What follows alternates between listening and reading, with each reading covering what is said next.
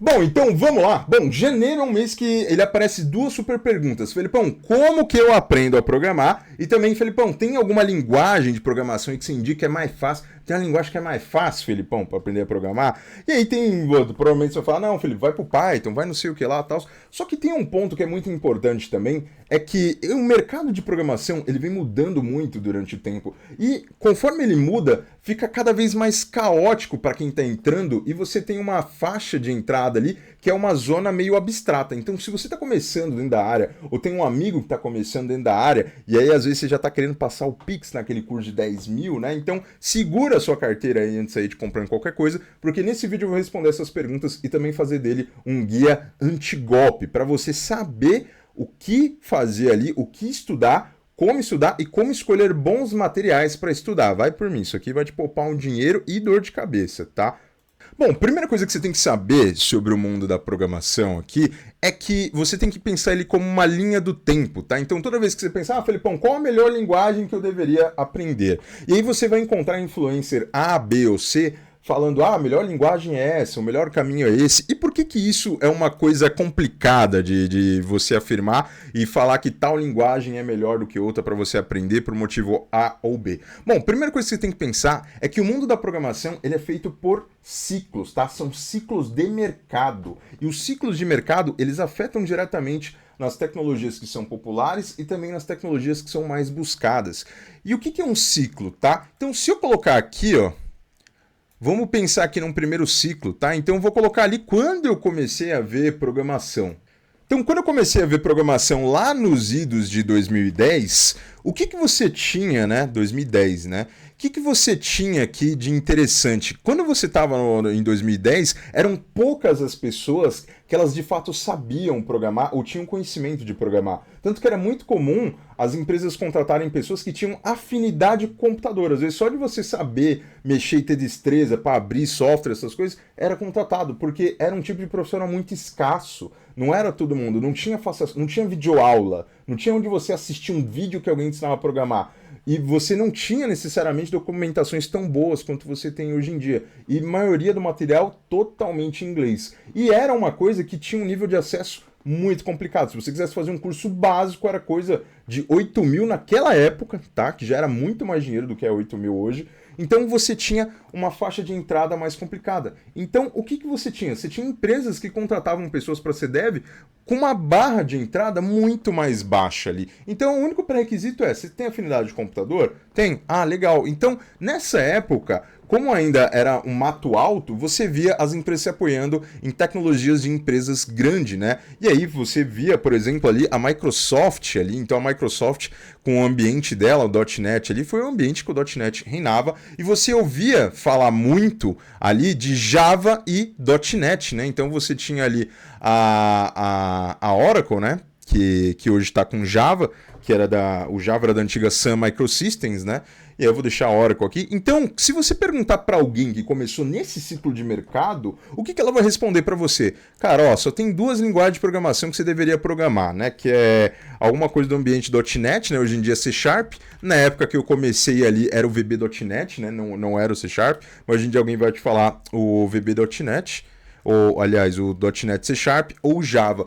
Porém, quando o mercado começou a evoluir um pouco mais, e aí você anda para um próximo ciclo de mercado, você vai ver que isso aqui ele muda totalmente, tá? Então, quando você começa a ver aqui um pouco mais para frente, você vai ver ali que por idos de 2009, um tal de Ryan Dow ali começou a estruturar um negócio ali que era de tirar o JavaScript ali do ambiente só de navegador e levar para o back-end. E aí, alguns anos depois, né, você vai ver isso aí se popularizando ali no Node, né? Então você começa a ver uma ascensão do Node ali para os idos de 2000 e pouco. O Node ali, ele foi criado bem antes disso, tá? Então a proposta inicial do Node vem antes, mas você tem um período ali que o Node e o ecossistema JavaScript começou a se tornar mais popular ali, eu diria ali que para idos de 2012, 2013 ali e tudo mais, e aí você começa a ver ali uma ascensão ali. Então nesse ciclo de mercado aqui, você vai ver ali que o JavaScript ele começa a ganhar um foco maior.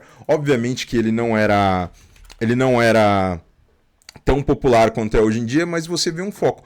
Porém, se você olhar só por esse lado do prisma, você vai começar a ver só o lado da tecnologia. Por quê? Porque da mesma maneira que a gente teve esses ciclos de mercado aqui, das tecnologias, você tinha o ciclo do mercado olhando pelo viés de negócio, tá? Então, quando você começa a olhar para essa mesma linha do tempo, só que pelo outro lado do cubo, você começa a ver que em 2010 a galera já estava começando, ó, esse negócio só de ficar em sistemas desktop, porque antigamente todos os sistemas ali, em suma, eles eram sistemas desktops. Você começa a ver o mercado falando ali muito mais de web apps, tá? Então aplicativos web, aí você vai ver o ambiente .NET ali com algumas soluções para isso. Então a Microsoft ela apostou em várias coisas. Você teve ali os servidores back-end em .NET ali na estratégia de MVCs, que tinha o .NET MVC, que era um framework. Você teve ali outras adoções ali do mercado .NET para poder migrar o pessoal que estava vindo do desktop, como foi os Webforms, como foi o WPF ali no .NET. Então, o que você acaba vendo aqui? Você começa a ver que o mercado, ele acaba ditando sempre o que é o próximo movimento, né? Então, quando você olha isso, você vai ver os web apps. Você vai ver aqui também, né, que foi mais popular. Poxa, antigamente, se você falasse para alguém, vou fazer um site para você, isso era ganhar dinheiro na internet com programação, tá? Então, você vai ver ali que os sites e web apps ali, então era normal você chegar em algum lugar e oferecer, pô, sua empresa já tem um site? Então, ter um site para uma empresa já era um grande diferencial competitivo de mercado.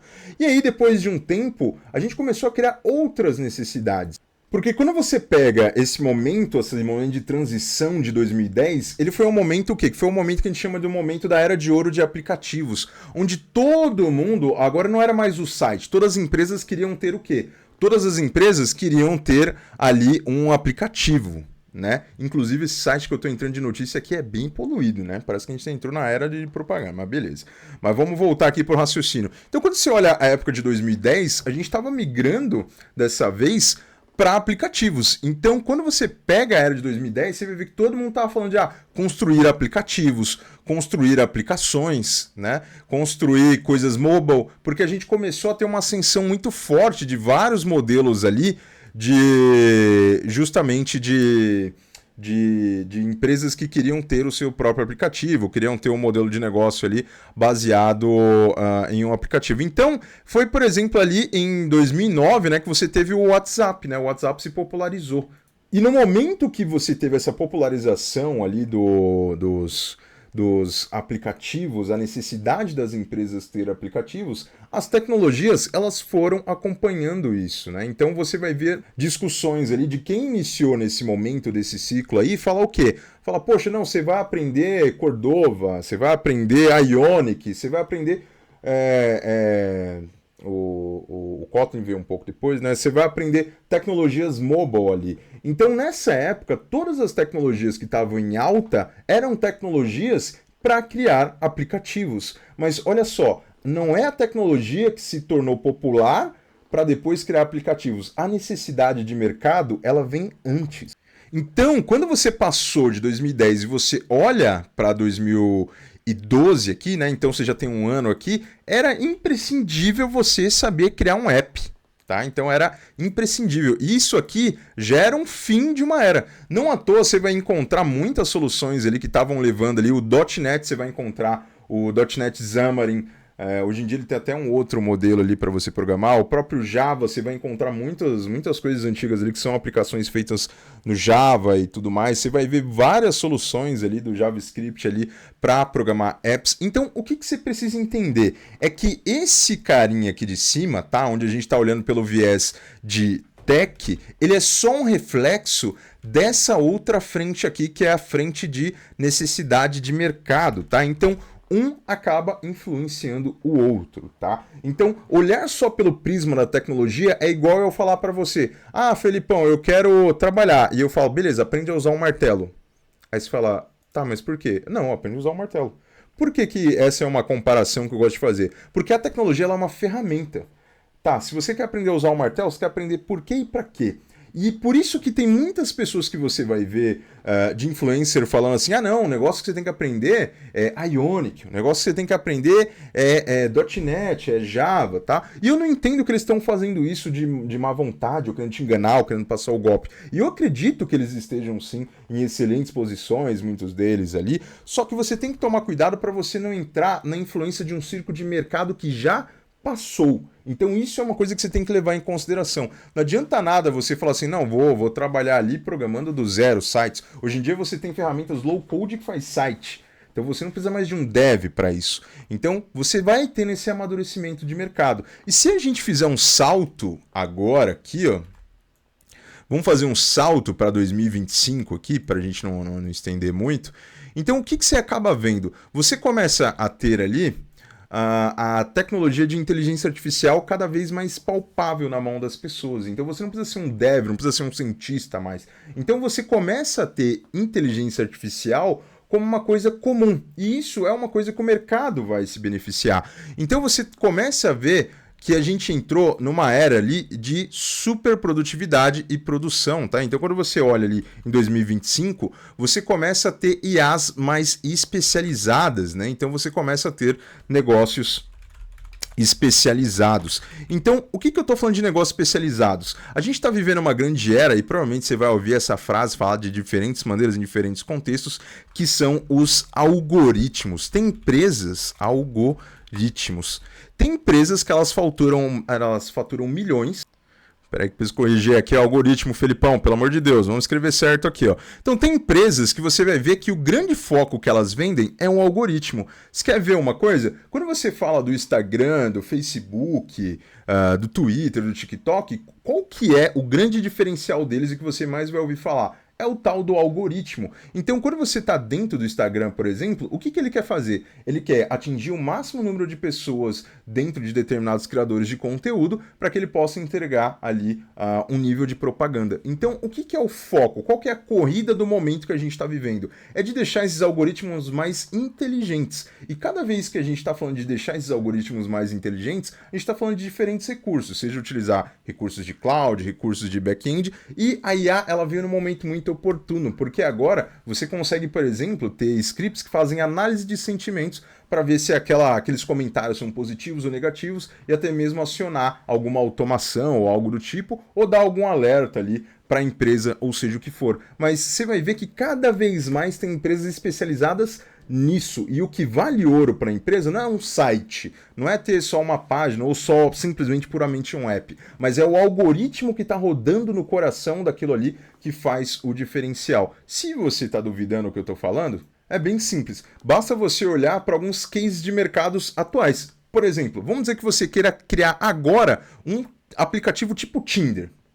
Criar um aplicativo, né? Você quer ganhar o dinheiro com isso, quer criar um aplicativo tipo Tinder. Ao invés de você desenvolver um aplicativo do zero, tem uma empresa que é o Match Group. O Match Group, o que ele faz? Ele é uma empresa que vende o algoritmo, o core, para outros aplicativos, justamente disso, para você criar conexões entre pessoas. Então o Match Group é a empresa ali que tem o algoritmo principal do Tinder e também outros aplicativos. Muitos aplicativos que você fala, não, é concorrente do Tinder, eles têm ali por trás o mesmo algoritmo. Quando você ouve ali a conversa de YouTube, quando você ouve a conversa de Instagram, entre outras coisas, qual que é a grande corrida? É a corrida pelo algoritmo. É só você olhar para o modelo de canal que hoje mais toma atenção de tempo ali, que são o quê? São os vídeos curtos. Então os vídeos curtos, ele tem uma concorrência muito grande. Você tem a concorrência do TikTok, você tem a concorrência dos shorts do Instagram, do YouTube. Então tá todo mundo preocupado com o algoritmo e melhorar a eficiência, porque você tem mais pessoas produzindo isso, e quanto mais pessoas você tem produzindo, mais maneiras você tem ali de gerar publicidade, de ofertar coisas. E o que você tem que tirar disso? Você fala, tá, Felipão, mas como isso me ajuda a decidir o que eu quero programar e qual linguagem eu deveria escolher? E não importa o quão puritano você seja, uma coisa é verdade na nossa área, tá? Se você concorda com o que eu estou falando, você deixa um cifrão aqui embaixo. A tecnologia, ela vai para onde o dinheiro está. Eu sei que tem muitos discursos, não, mas isso é open source, é por um motivo maior e tudo mais, mas eu vou te falar uma coisa, ninguém senta na frente de um computador ali por horas, se no fim do dia não for para para ganhar alguma coisa, para ganhar algum dinheiro. Então você está vendo cada vez mais tecnologias cada vez mais especializadas em um negócio.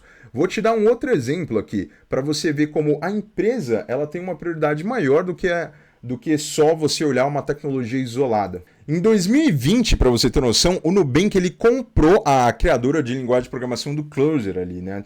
Por quê? Justamente por esse interesse de pegar aquela tecnologia e deixar ela mais especializada para aquela área de serviço, né? Que é justamente necessidades do Nubank. Então, o que você tem que olhar? Você tem que entender que a tecnologia ela sempre vai ser um retrovisor do negócio. Então, a tecnologia ela serve como um meio, ela não é um fim. E é por isso que, geralmente, quem estuda dessa maneira aqui, que é o quê? É ignorar o ciclo de mercado. Vamos pensar que você começou a programar agora, né? Você fala, não, Felipão, eu vou estudar. E aí me falaram, Felipão, que estudar Python, né? Estudar Python é o que há, Felipão, então eu vou estudar Python, tá? Alguém me falou, eu vi o meu influencer falando, ele começou a 3 ciclos de mercado atrás, mas eu nem conheço essa questão de ciclo de mercado, vou começar a programar Python, tá? E aí, o que você vai olhar depois? Na sequência, você fala, não, mas alguém falou que HTML é importante. Então precisa aprender HTML, Felipão. Então você vai aprender HTML. E ao mesmo tempo você vai ouvir alguém, né, algum influenciador falar para você o quê? Não, mas você precisa aprender Java. Tá? Foca ali em aprender Java, né? Tudo mais, porque Java é indispensável. E eu vejo pessoas fazendo isso e eu entendo por quê, tá? Tá tudo bem se você está fazendo isso nesse momento. Mas você precisa saber que essa não é a maneira mais eficaz ali se você de repente está procurando uma primeira oportunidade. Por quê? Porque tem uma coisa que você precisa entender, tá? Tem um livro muito interessante que é esse livrinho aqui da Única Coisa, que ele traz um pensamento bem interessante para mim. Todo dev deveria entender esse conceito antes de sair escolhendo linguagem de programação. Porque pensa da seguinte maneira, o que acaba acontecendo aqui? Quando você está estudando programação, você é um ser humano, né? Você tem um tempo finito para estudar. Então imagina que cada momento da sua vida ali é um ponto de energia que você está investindo em alguma coisa. Então imagina que você tenha 1 hora para estudar em 10 dias. E aí o que você vai fazer? Vai ter um dia que você vai dar um passo na direção do Java, vai ter um dia que você vai dar um passo na direção do HTML, vai ter um dia que você vai dar um passo na direção do Java. Pô, Felipão, alguém me falou de cloud, tem que aprender cloud. Aí você vai lá e dá um passo na direção de uma AWS, de uma... O que aconteceu? No fim desses 10 dias, você fez o quê? Você diluiu ali a sua força de energia para você aprender e dominar. Então, ao invés de você dominar 3 tecnologias, você está se tornando raso em 3 tecnologias ou mais. E se você se torna um profissional raso hoje, com certeza não vai ter alguém que vai querer te pagar por isso, tá? Existiu essa época de só de você saber programar e saber a sintaxe básica, as pessoas te contratariam, mas isso faz muito tempo, isso foi outro ciclo de mercado, o mercado está mais exigente agora, isso é um fato. Agora, se ao invés de você dar um passo em cada direção, você fala, poxa, Felipe, vou focar em Python. Tá? Então vou focar em Python e aí você vai gastar esses 10 dias aqui só em Python. Então cada dia você vai progredir um pouquinho em Python, tá? Então o que você está fazendo? Você vai alocar aqueles 10 dias e focar somente em uma direção. Se você foca em uma direção, você vai chegar mais longe. Obviamente que eu dei um exemplo de 10 dias, mas você não vai aprender Python em 10 dias, tá? Isso é só um exemplo, principalmente se você tiver do zero. Se você já tem alguma experiência, migrar de uma linguagem para outra fica mais fácil. Mas o que eu quero que você entenda aqui é que nesse momento, o que a gente está vivendo de ciclo de mercado aqui é esse momento acelerado dos algoritmos e aí você acaba vendo cada vez mais soluções de AI. Se você pesquisar, você vai ver ali que diferentes áreas estão utilizando inteligência artificial. Então você vai ver a área automobilística utilizando inteligência artificial, tem a área de edição de vídeo que está utilizando isso para reconstrução de imagens e tudo mais. E aí você fala, beleza, Felipão, agora eu já entendi por que o negócio é que dita ali qual que é as tecnologias do momento ali, ou qual tecnologia eu deveria colocar energia.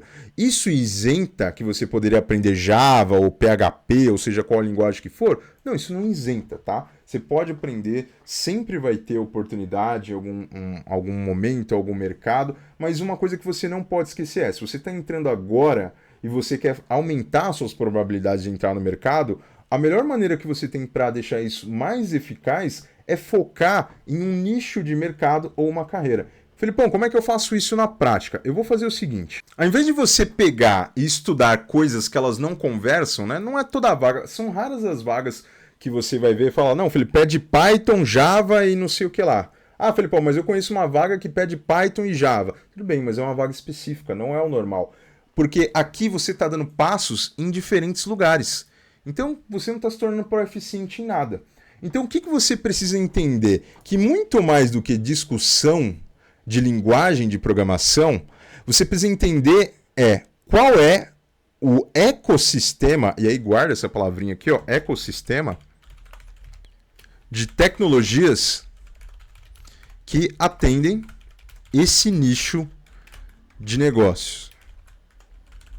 Tá? Então, isso aqui é o que você tem que fazer. Por quê? Se você conseguir entender isso aqui, vai ficar mais fácil para você desenhar o mapa do que você precisa estudar. Você não vai ficar dependendo de algum guru maluco que vai aparecer. Não, esse é o mapa. Não, você consegue elaborar um mapa do que você precisa estudar com base no entendimento disso. Primeiro você olha para o negócio e depois você decide uma tecnologia. Olhar as tecnologias mais populares é como você olhar uma fotografia. As empresas já tomaram a decisão. Então, não é que os gráficos de tecnologias populares estejam todos errados, mas você precisa entender que o objetivo deles é mostrar uma fotografia daquelas tecnologias mais utilizadas no ano, mais utilizadas no último trimestre, seja o que for, mas quem está gerando a necessidade é um negócio.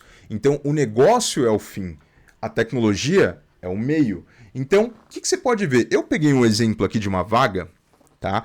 E aí eu vou pegar algumas vagas aqui em específico, tá? Não estou fazendo propaganda para ninguém, tá? Então, vou pegar uma vaga muito específica aqui. Então, quando eu olho aqui uma vaga, eu peguei uma vaga de banco, tá? De um banco específico aqui. E aí eu vou copiar e colar essa vaga aqui, tá? Então, copiei e colei essa vaga. Se você olhar essa vaga, ela tem pontos de particularidade e pontos também ali de coisas que você pode olhar e considerar uma anomalia. Então, ele está pedindo o quê? Ele está pedindo Java.NET. Muito provavelmente ele tem sistemas nas duas pontas, tá pedindo Stack Spring, Git Flow, containers, Jenkins, essas coisas, e aí eles falam alguns diferenciais ali. O que você precisa tomar cuidado na hora que tá vendo ali essas vagas? Primeira coisa que eu falo tenta olhar para um segmento de mercado. O que é um segmento de mercado? Quanto mais você for afunilando essa visão de ciclo de mercado, mais claro vai ficando aonde você tem que colocar energia. Tá? E isso varia. Então, de repente, você não quer trabalhar no ramo de mercados.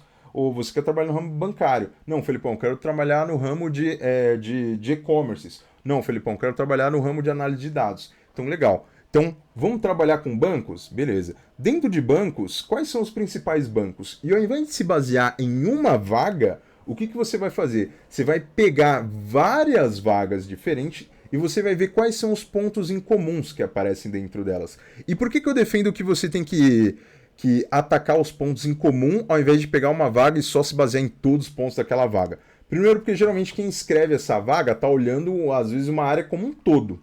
Você está estudando para ser um dev. A pessoa ali, muitas vezes, está olhando para você se ter um time todo. Se deixar uma máquina de produzir. Né? É isso que a empresa quer. Porém, qual que é uma abordagem mais eficaz do meu ponto de vista?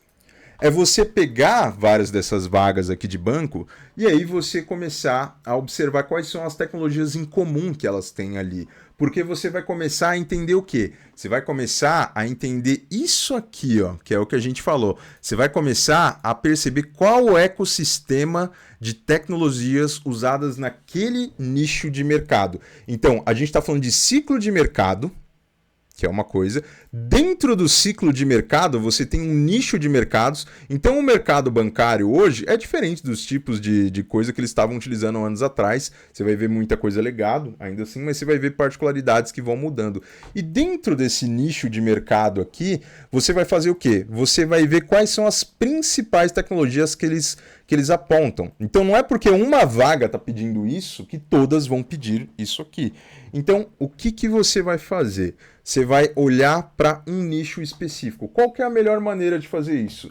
eu tenho duas coisas que eu gosto de olhar. Primeiro, pessoas que já estão no mercado, eu vou lá e dou uma olhada no LinkedIn. Se você reparar bem, quando você olha um profissional sênior, você fala, poxa, esse profissional sênior, ele trabalhou em um determinado banco.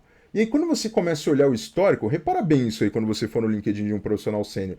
Você vai ver que geralmente ele vai para outro banco. Você vai ver que ele vai para o banco rival, às vezes ele vai para algum outro ecossistema de um outro banco, mas você vai ver que é muito comum, quando chega numa senioridade ali, esse profissional, ele pode estar migrando de trabalho ali, de empresa, mas ele está no mesmo subnicho de negócio. Por quê? Porque ele vai se especializando não só na tecnologia, porque qualquer um hoje pode ir ali e aprender a sintaxe do Java, mas especializar num nicho de mercado é uma coisa que você vai adquirindo com o tempo e vai se especializando. E conforme você vai se especializando, você vai dominando aquele ecossistema de tecnologias. Então, ao invés de você tentar acompanhar tudo do mundo de tecnologias, fica mais eficaz ali você atacar um submundo ali, né? Um submercado, né? Um subnicho de tecnologia. Submundo não, né? Submundo é outro negócio aí, né? Aí é mercado de dev da bet, né? Mas beleza, não vamos falar isso, tá? Então, o que você vai fazer? Ao invés de você pegar uma vaga, você olha várias vagas de um nicho de mercado, no meu caso é o bancário, e aí quando você olhar isso aí, você vai ver que vai ter algumas palavras-chave que aparecem mais. Então eu faço isso aqui, ó. O que eu faço? Eu abro um bloco de notas aqui e eu vou pontuando ali quantas vezes eu vi essa tecnologia aparecendo em alguma vaga daquele subnicho de mercado. Então, poxa, toda vez que eu olho para vagas de banco, Felipe, eu estou vendo Java, a stack do Spring, né, que é o Spring Boot. Tô vendo bastante ali, o Git Flow. E aí eu vou anotando. Poxa, eu vi isso em outra vaga, eu subo um ponto aqui. Quando você fizer essa abstração de olhar várias vagas e colocando ali, vamos dizer que você está pontuando, ó, eu vi Java uma vez, 2 vezes, 3 vezes, você vai ver que isso aqui vai dar uma enxutada. E aí depois de ter olhado várias vagas ali na área ali, eu vi que tem muitas delas que aparecem em peso aqui Java, mas você tem muitas delas que aparecem em .NET, que são coisas ali que eles basicamente ali tem a sua similaridade, suas particularidades, mas eu vi que tem ali, eu peguei um universo ali, uma amostragem de 4 vagas e eu vi que isso aqui são os termos. E olha como é diferente estudar esse leque de tecnologias do que tentar estudar tudo isso aqui e também estudar essas coisas. Isso aqui são coisas que não é necessariamente todas as vagas que vão conversar. Então, isso aqui que você está olhando, você está atacando para todos os lados. Essa é a verdade. E quando você olha só a descrição da vaga pura, muitas vezes você está olhando assim o que um recrutador tentou olhar para todos os lados da área dele. Agora, quando você faz esse trabalho de casa, de você ver as tecnologias em comum, você vai ver que elas têm uma relação diferente. Por quê? Porque essas tecnologias elas não concorrem, elas são um ecossistema. Então você tem ali, por exemplo, Java para back-end, você tem o Spring Boot ali, provavelmente para você criar microserviços, trabalhar ali com os modelos ali de web service e tudo mais. Você tem os testes unitários, que faz sentido, afinal você vai estar trabalhando ali com um back-end mais pesado. Você tem o Git Flow, você vai estar trabalhando em equipes, muitas vezes você quer fazer algumas coisas ali de pipelines de validação, e aí depois você vai pegar isso aqui e você vai colocar isso num container para que você consiga levar depois para o ambiente cloud, para você fazer replicação, e você tem SQL. E aí você fala, tá, Felipão, mas essas últimas coisas que você me falou, eu não vou ter esse nível de discernimento. Talvez, se você está começando, você não saiba o que significa isso aqui. Talvez você não saiba o que é Docker. Mas você vai ver, poxa, Docker é uma das que mais aparecem. Então, o que você vai fazer? Você pode ranquear aquilo para você entender ali o que você consegue traçar de mapa. E tá tudo bem se você não entender. Mas isso aqui, tá tudo bem se você não entender o que é. Mas é melhor você ter um mapa de coisas que você vê mais aparecendo ali naquelas vagas do que sair estudando na doida, tá? Isso aqui é estudar na doida. Isso aqui, geralmente, o que as pessoas fazem? Elas olham primeiro, estudam um monte de coisa, depois tentam procurar uma vaga que encaixa.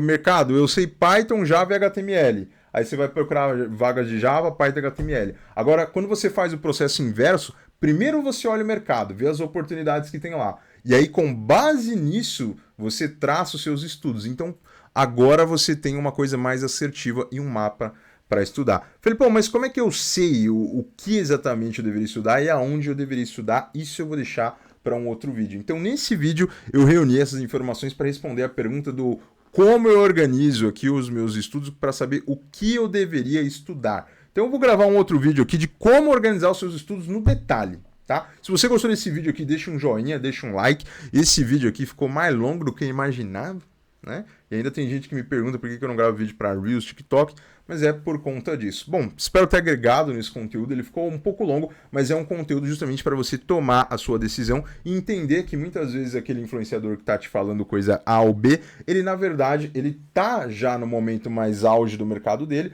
porém ele tá vindo de um ciclo de mercado diferente e talvez o que ele tá te falando que funcionou para ele não necessariamente funcione para você, ao mesmo tempo que ele também não tá mentindo, ele de fato ganha dinheiro com aquilo, só que agora aquelas vagas ali são mais escassas no ciclo de mercado que a gente está vivendo. Espero que você tenha curtido esse conteúdo, muito obrigado pela sua atenção e até a próxima.